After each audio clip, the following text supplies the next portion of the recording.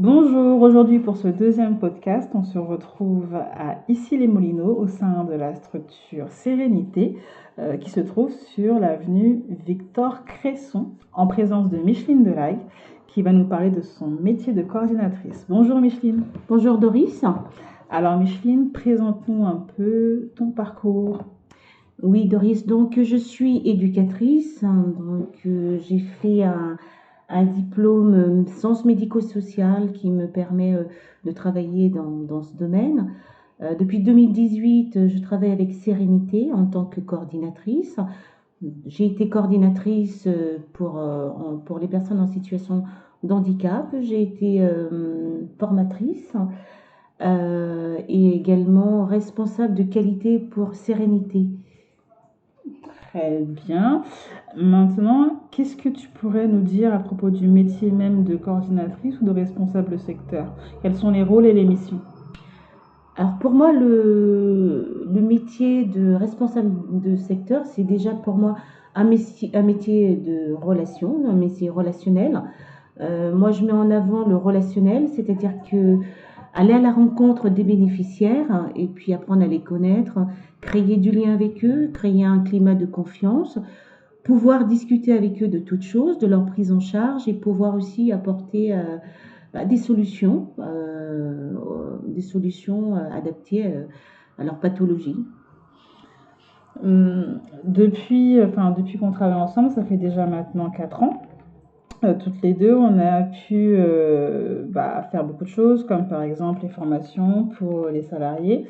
Dans toutes ces choses, qu'est-ce qui te passionne le plus ou qu'est-ce qui te motive quand tu te lèves le matin? Est-ce que c'est la partie où tu as pu faire les formations auprès des salariés ou c'est plutôt construire les projets de vie pour les bénéficiaires, pour les cas particuliers ou c'est plutôt la gestion des personnes dites en situation de handicap qui est en soi pour la structure de ta spécialité? Qu'est-ce qui te passionne parmi les trois? Alors, ce qui me passionne vraiment, c'est le métier en lui-même, l'aide à la personne. Ça veut dire que le mot-clé pour moi, c'est aider. Et moi, ce qui me passionne, c'est aider les autres. Évidemment, faire les formations, faire les projets de vie pour les bénéficiaires et les formations pour les salariés, ça aussi, c'est un plus. Et apporter l'information aux salariés pour pouvoir accompagner au mieux le bénéficiaire, c'est quelque chose aussi qui me passionne. Faire les formations, montrer les techniques aux salariés, le savoir-faire et le savoir-être, je pense aussi que c'est quelque chose d'important pour pouvoir accompagner un bénéficiaire dans les meilleurs des cas. Évidemment aussi, le fait de créer des projets de vie pour le bénéficiaire, c'est-à-dire qu'on s'intéresse aussi à sa vie, à sa condition de vie, qu'est-ce qu'on peut améliorer voilà, dans la prestation et voilà, essayer d'égayer un petit peu leur vie en leur apportant d'autres choses. Mais est-ce que lors des formations que tu as pu donner, tu t'es dit, ou en écoutant les salariés dans leur retour, tu t'es dit, aujourd'hui j'ai le sentiment d'avoir pu réellement concrètement transmis une information qui va être utile. Grâce à cette information, je vais éviter des situations de maltraitance. Est-ce qu'il y a eu des petits moments comme ça qui sont des moments de fierté et de se dire, je me lève pas tous les matins pour rien? Bah, évidemment, c'est aussi quelque chose de valorisant pour moi aussi, c'est-à-dire que quand moi, une salariée qui vient me voir en me disant c'est par rapport à la formation qu'on a eue, par exemple sur la maladie de Parkinson, j'ai pu gérer cette situation, j'ai pu mettre en pratique ce que vous m'avez appris en formation, je me sens plus à l'aise en accompagnant cette personne. Voilà, je prends l'initiative parce que voilà, c'est valorisant et se dire que voilà, on a fait quelque chose, on a amélioré la condition de vie des bénéficiaires et aussi on a participé à l'augmentation de la compétence du salarié.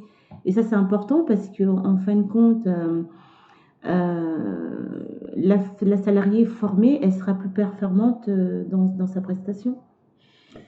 Hum, Qu'est-ce que tu dirais aux jeunes qui nous écoutent, pardon, quels sont les mots que tu emploierais pour leur dire de venir travailler avec toi ou dans ce secteur d'activité, par exemple, pour une personne qui veut devenir soit intervenante au domicile, qu'est-ce que tu leur dirais aux jeunes filles et aux jeunes hommes? Alors déjà, c'est un métier de contact. Il faut déjà aimer le contact. C'est pas un métier où voilà, on est timide parce que évidemment, on doit créer des liens, on doit aussi voilà, tout simplement trouver des solutions. Un métier où on parle, on discute, ou un métier, voilà, il va falloir aider la personne, trouver des solutions. En fin de compte, ce que je dirais, si vous aimez aider les autres, si vous aimez chercher des solutions ensemble, bah, c'est un métier qui vous correspond, parce que tout simplement, le but, c'est trouver les solutions pour pouvoir améliorer la vie des bénéficiaires. Et en tant que coordinatrice, c'est ce côté de relationnel, de gestion, d'organisation qui permet que une prise en charge soit optimale, c'est-à-dire que on va aller sur le terrain, on va évoluer faire évoluer la prestation, comment dire, on va visiter aussi le salarié sur le terrain, évaluer sa prestation et pouvoir lui dire ce qui ne va pas et améliorer sa prestation, organiser des rencontres avec les bénéficiaires et salariés. Enfin, c'est tout simplement du relationnel. Et puis, si vous aimez le relationnel, donc je vous conseille de venir dans l'aide à la personne. Très bien. On arrive à la dernière question. En 3 mots, quels sont les 3 mots qui définissent le mieux le métier de coordinatrice pour toi ou de responsable secteur pour toi? Bah, les 3 mots, je dirais le relationnel, l'organisation et puis la gestion. Parce que il faut être vraiment organisé et, pour pouvoir, afin que chaque personne ben, soit épanouie dans leur métier et que les bénéficiaires soient satisfaits comment dire, de l'assistant. Et puis le relationnel, c'est aussi avec les bénéficiaires, mais aussi également avec les salariés. Prendre du temps, passer du temps avec les salariés pour savoir comment le travail se passe. Est-ce qu'il y a des informations à remonter? Et puis la gestion ben, des plannings. Voilà, tout ça, c'est quelque chose qu'on trouve dans le métier de responsable de secteur. Très bien. Merci beaucoup, Micheline, de m'avoir accordé du temps au sein de ta superbe agence qui a une bonne vue sur la rue. Je tiens à dire aussi qu'au sein de l'agence, vous êtes deux, avec ta collègue Lise, qui était à côté de nous, donc vous avez pu entendre les petits cliquetis qui nous écoutaient en train de faire cette petite interview pour ce jour.